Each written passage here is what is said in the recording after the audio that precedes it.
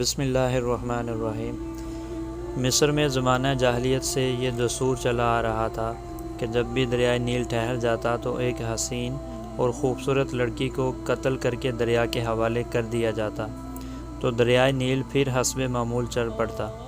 حضرت عمر رضی اللہ عنہ کے دور خلافت میں جب مصر فتح ہوا اور حضرت عمرو بن عاص رضی اللہ عنہ وہاں کے گورنر مقرر ہوئے تو اس وقت بھی حسب معمول دریائے نیل کی روانی ختم ہو گئی اور وہ ٹھہر گیا۔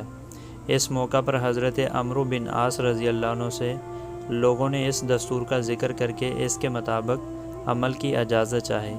حضرت عمرو بن عاص رضی اللہ عنہ نے فرمایا کہ یہ جاہلیت کی رسم ہے، ہم ایسا نہیں کریں گے، البتہ امیر المومنین حضرت عمر رضی اللہ عنہ سے میں مشورہ کروں گا۔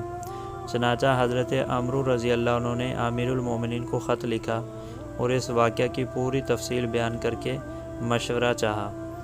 امیر المومنین حضرت عمر رضی اللہ عنہ نے اس کے جواب میں دریائے نیل کے نام ایک چٹھی روانہ فرمائی اور حضرت عمرو رضی اللہ عنہ کو لکھا کہ وہ چٹھی دریائے نیل میں ڈال دیں۔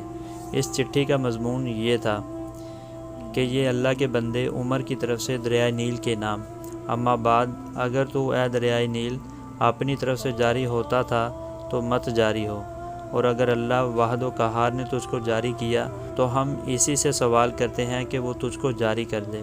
حضرت عمرو بن عاص رضی اللہ عنہ نے یہ چٹھی دریائے نیل میں ڈال دی۔ ڈالنا ہی تھا کہ دریائے نیل خوب تیزی کے ساتھ رواں ہو گیا۔ دوستو، ہمارے چینل کو سبسکرائب کر لیں اور بیل آئیکن کے بٹن کو پریس کر لیں تاکہ ہر انفارمیٹیو ویڈیو سب سے پہلے آپ کو مل سکے۔